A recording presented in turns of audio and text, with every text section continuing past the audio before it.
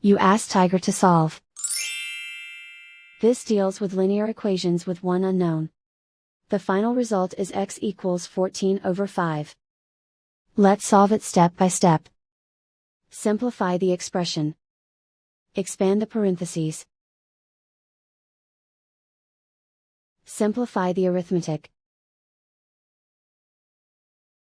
Group like terms.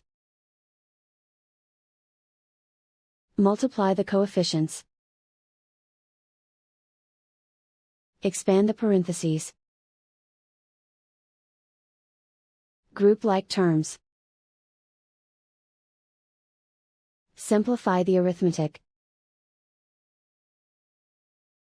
Group all constants on the right side of the equation.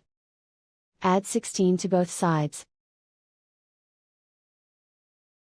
Simplify the arithmetic.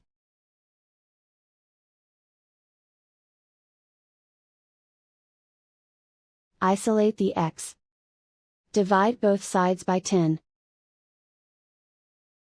Simplify the fraction. Find the greatest common factor of the numerator and denominator. Factor out and cancel the greatest common factor. And so the final result is x equals 14 over 5.